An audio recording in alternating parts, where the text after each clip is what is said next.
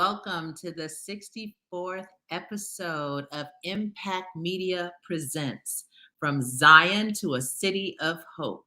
I am Kelly Redmond, your host and Executive Director of Impact Media and Entertainment Coalition, a 501c3 nonprofit organization.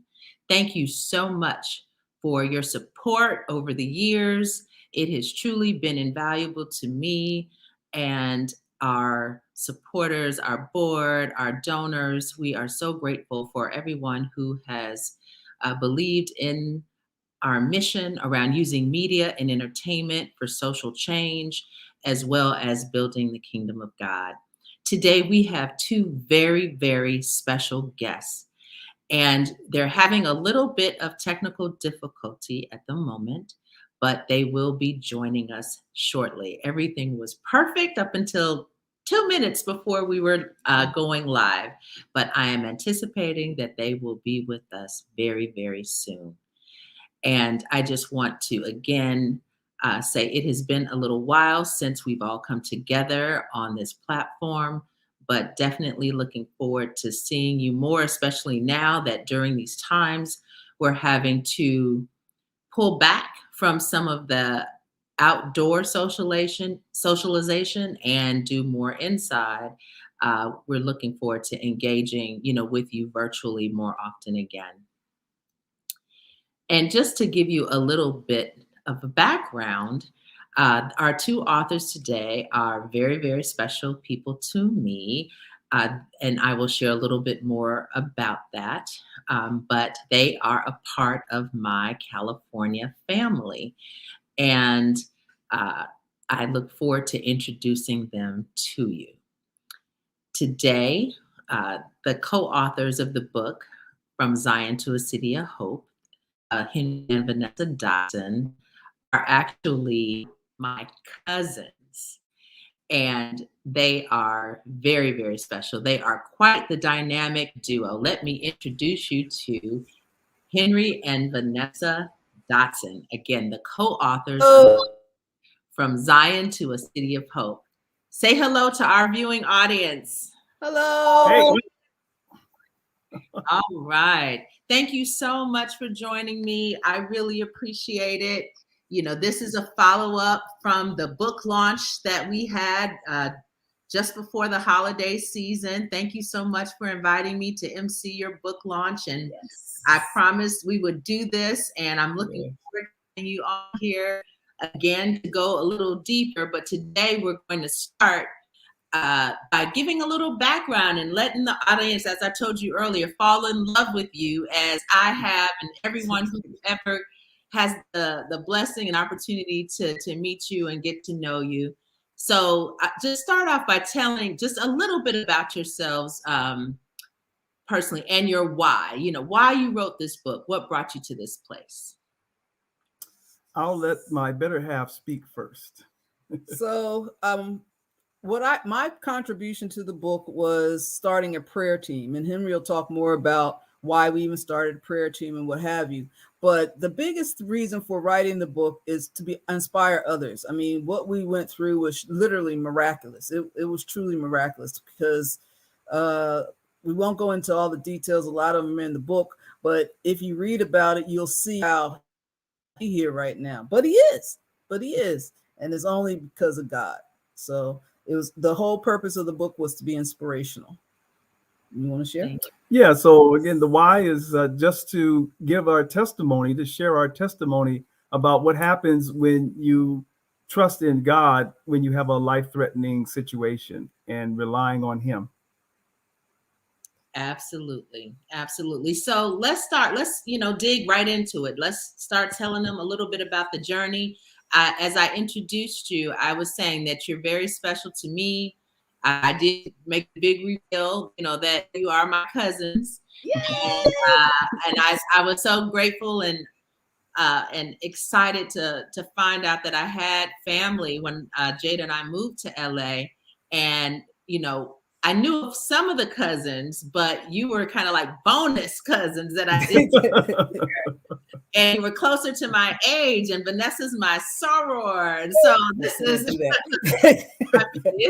it just doesn't get any better. And from our Thanksgivings that we would spend at your house, when we got the news that Henry was diagnosed, I mean, all of our hearts just sank. We just couldn't believe it, for one, and then to know just how serious and severe it was from the onset.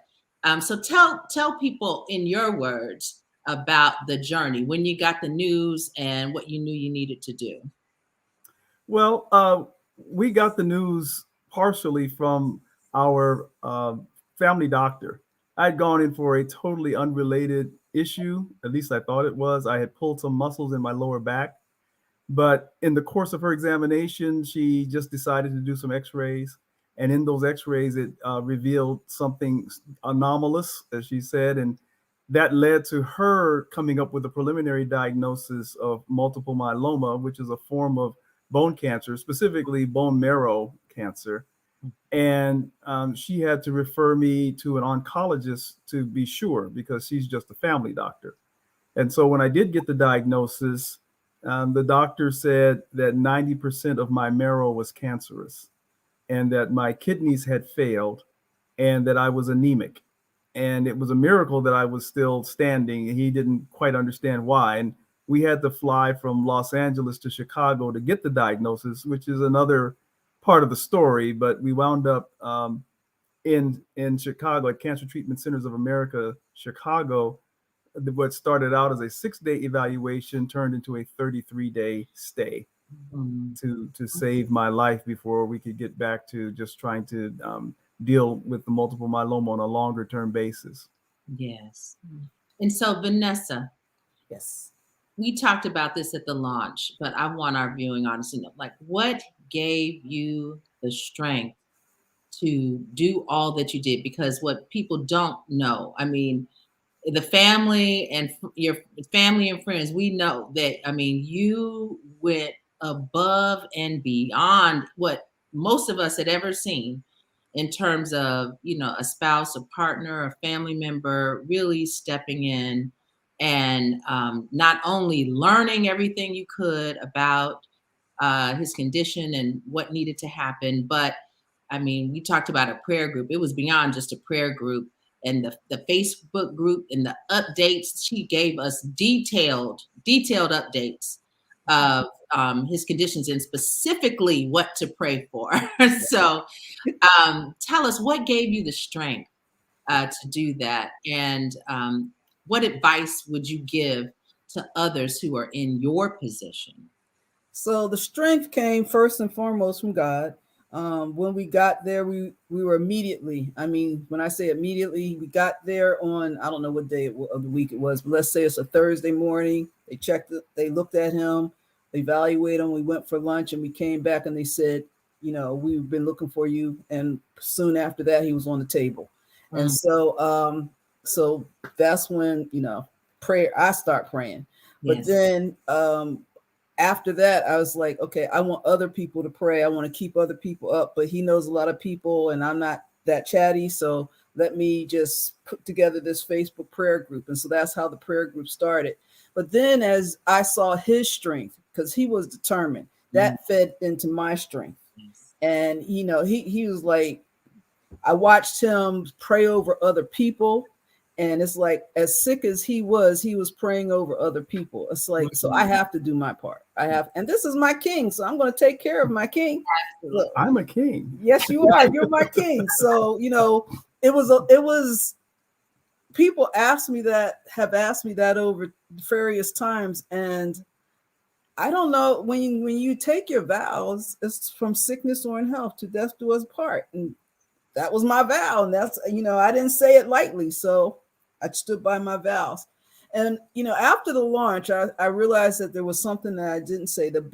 One of the biggest things that I would tell somebody that is supporting their spouse is know the numbers. Yeah. You have to be an advocate for your spouse or whoever you're taking care of. But you can't be an advocate if you don't really research what they're dealing with. And what I mean by that, I did my initial research, everything was dire. So I was like, no, I can't really, I'm not hearing that. I'm not feeding that into my body. Mhm. But I did focus on, he had certain numbers that indicated certain things about how his body was reacting. And I knew those numbers very, very well.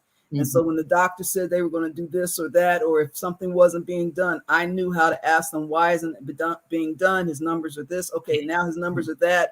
So that's one of the key things I would say. Know your numbers, study those numbers. Don't listen to all the other stuff about prognosis and all that. God's the only one that has the answer, but know your numbers so you can, really fight for your loved one. Absolutely. And you were truly a champion and an advocate. And that's what we would hope everyone would be able to have, but most are not. And most are not educated enough to know how to go about navigating the healthcare system. And it's not something that's intuitive. I mean, it has nothing to do with educational background. No. So just kudos to you for prioritizing it enough to learn and know what to do. And I believe it's really going to be a ministry for you in terms of encouraging and teaching others how to do it, because many don't know.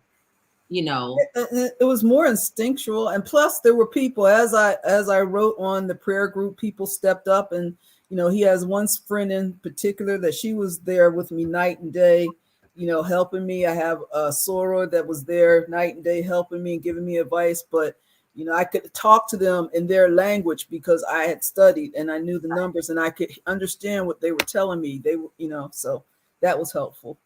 Exactly. So, Henry, tell us what you would say as advice to those loved ones who are caring for someone who's fighting for their life. Like, what would you encourage them to do, or how to be supportive? Well, I think there are two levels of care giving. One is the first and foremost, and this would be going out to the people who are the actual patient, that you need to have a caregiver. You need to have a primary person who is responsible for your care and being able to make your health decisions when you aren't able to. So if you don't have a healthcare power of attorney, and oftentimes if you're married, then your spouse by default becomes that. But just to be sure, there's paperwork you can fill out that says this person is going to make my decisions if I can't. And I was in a situation where I could not. And so the first thing is, if you are that caregiver, then you need to be, as Vanessa was, you need to be present. You need to learn, you need to interact. You're going to be fully engaged because the patient is not really in a situation to really make good decisions often.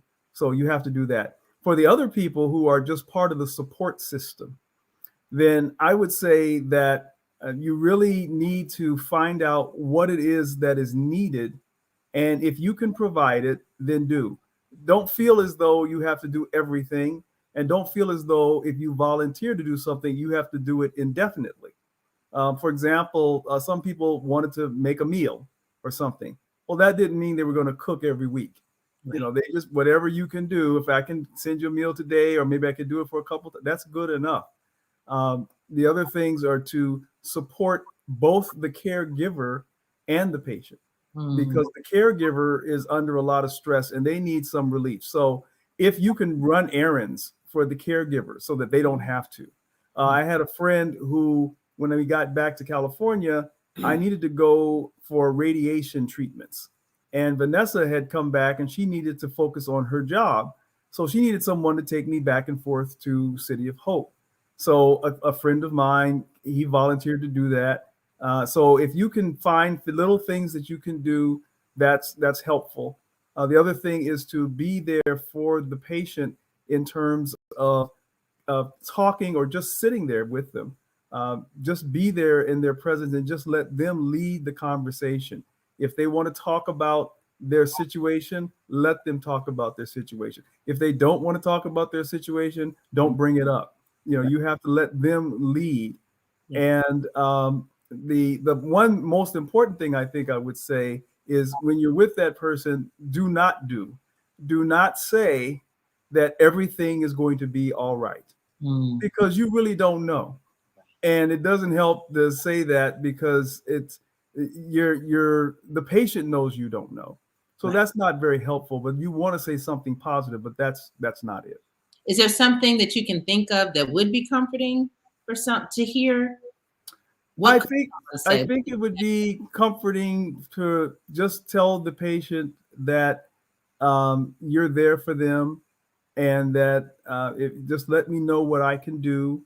And again, I think it's really, you have to let the patient and the caregiver lead Yeah. in this. Everyone deals with things differently, so there's no stock answer Yes. other than let them be available and be supportive in the areas that you can, and do the things that you can. Okay. So next, I want to dig into the book just a little bit. Okay. We're going to, because this is more of a mini segment today, we're going to do a little bit about the book, and then we're going to talk about next steps, because you've got some big plans after that, and then we'll do closing comments. But Henry, I want you to talk a little bit about the structure of the book and kind of what you cover. And then Vanessa, I want you to share your favorite part of the book, and then we'll go into those other segments. My favorite part. Okay, so the book came about and we actually call ourselves unintended authors. And Mm, the reason why is because we never intended on writing a book about, I know I didn't, and I'm pretty sure Vanessa had never thought that that would be something that we would have on our bucket list. So it really wasn't something we were planning to do at all. But what happened was, because of the experience that we had, we felt motivated that part of the reason why I survived is so that we could give our testimony. So we wrote the book. So the way the book is structured, as I said, we live in Pasadena, California, and when we got diagnosed, we actually traveled to Cancer Treatment Centers of America in Chicago, or Cancer Treatment Centers of America, Chicago, and that's where we got our diagnosis.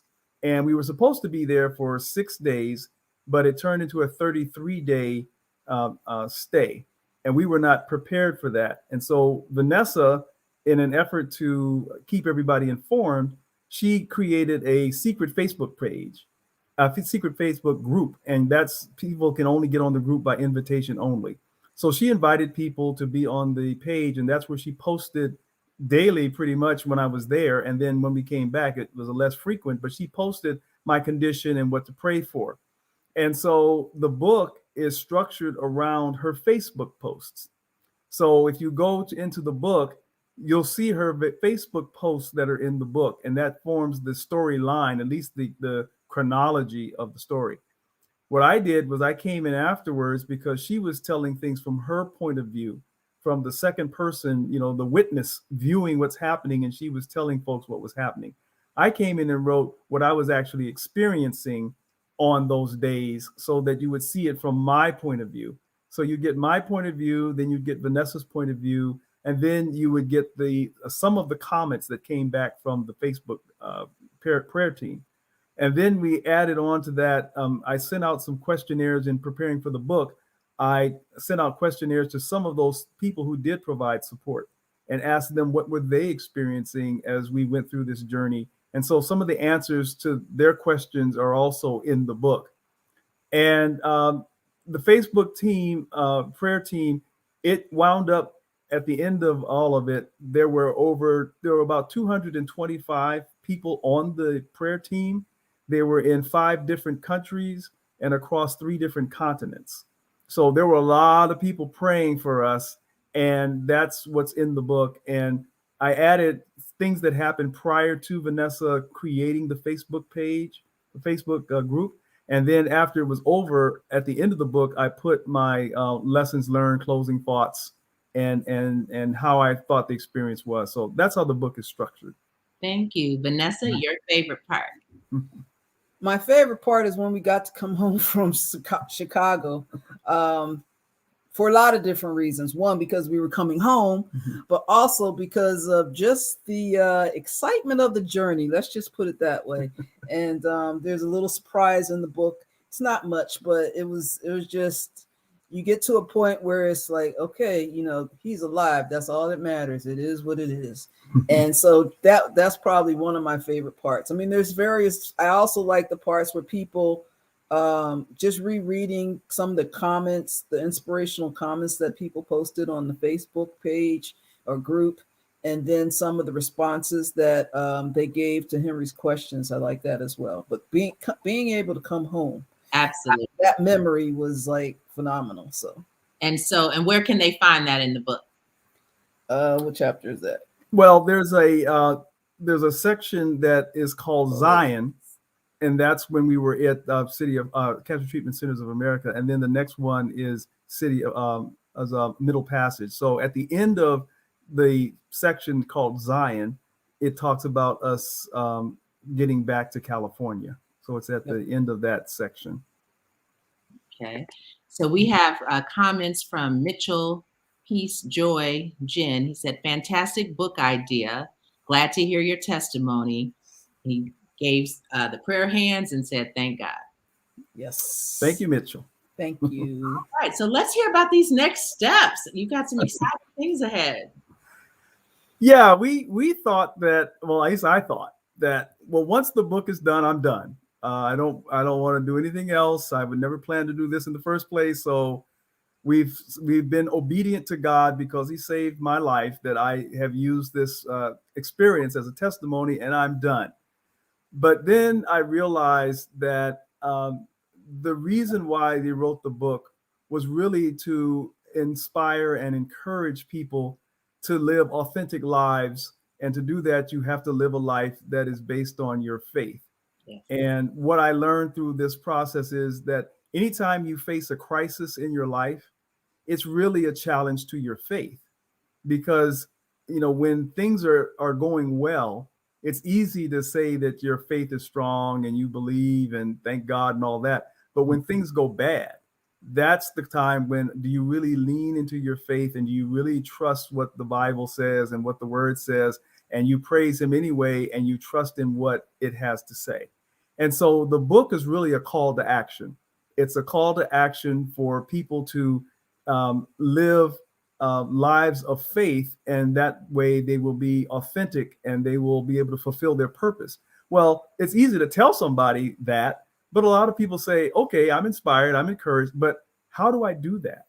And so what we realized was we need to go further and help people to figure out, if that's what they want to do, how to do that. So to that end, we have created, I guess, a ministry of our own has come up. We call it Our Journeys of Faith, because the title of the book is From Zion to a City of Hope, and the subtitle is A Journey of Faith.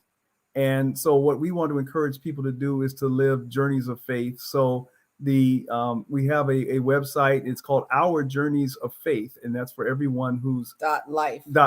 And for that one, it's for everyone who's interested in wanting to pursue that and answer that call to action. So there's a website up. We'll be doing some speaking engagements. We're going to just want to get the message out to as many people as possible that this is a testimony of what happens when you put your faith in God, and encourage them to do the same.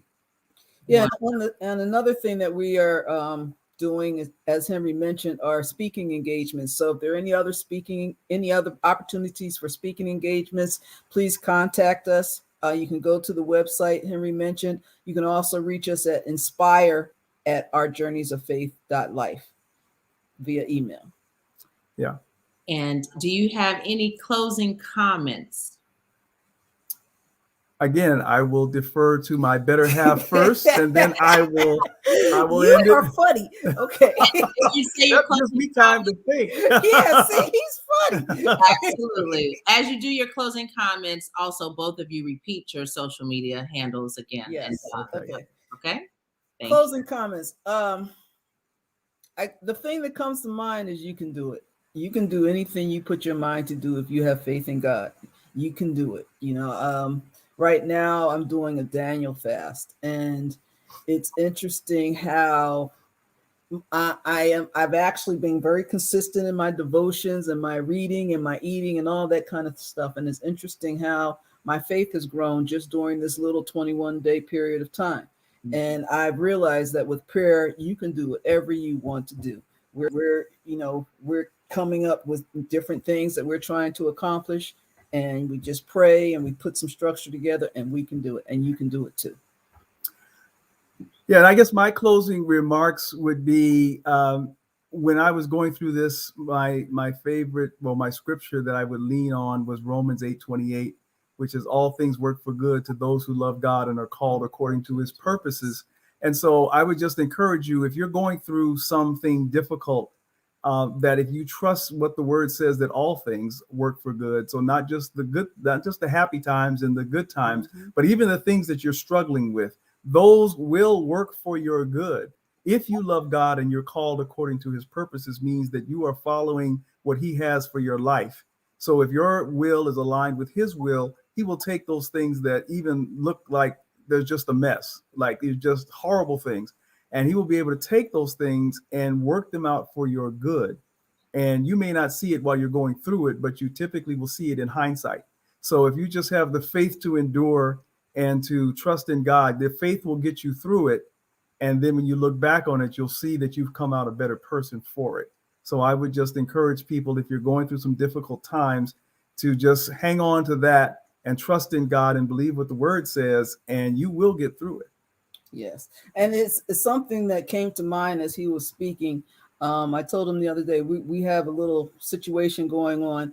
And I was like, and Henry is the only one that could speak the way he spoke to deal with that situation. And I'm like, this is why you are here. This is one of the reasons why God saved you, because you were the only one that could speak like you did within this situation.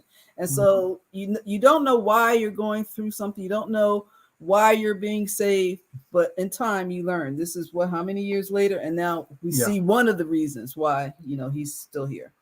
And so going back to our different social media handles again, Inspire, INSPIRE, at ourjourneysoffaith.life altogether. That's our email address.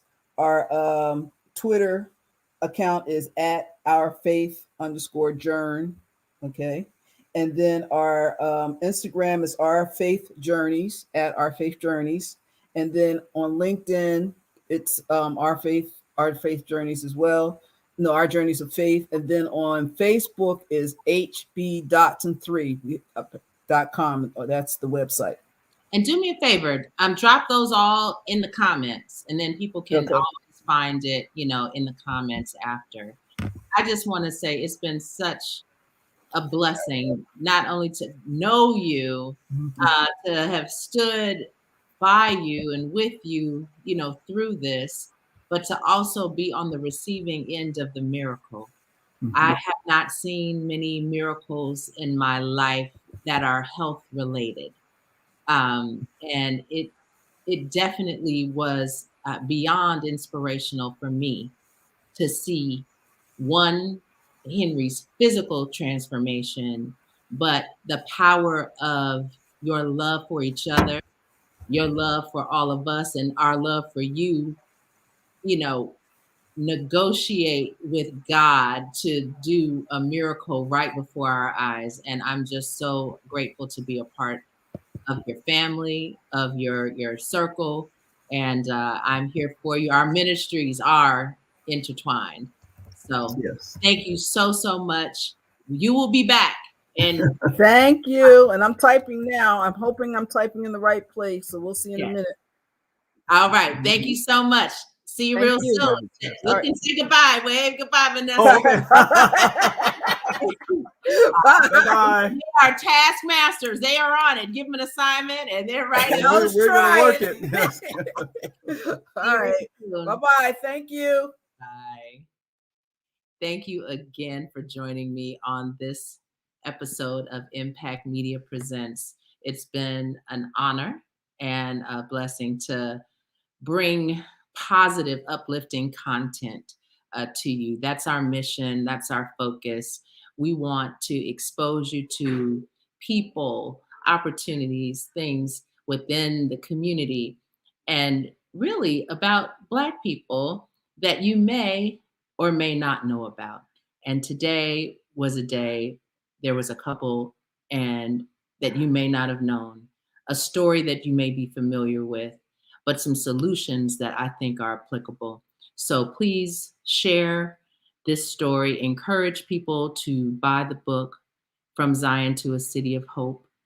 It is definitely well written and well worth the read, especially if you're going through a challenge or you know someone who's going through a challenge where they're fighting for their life. So I look forward to seeing you again real soon. Take care and God bless. Bye-bye.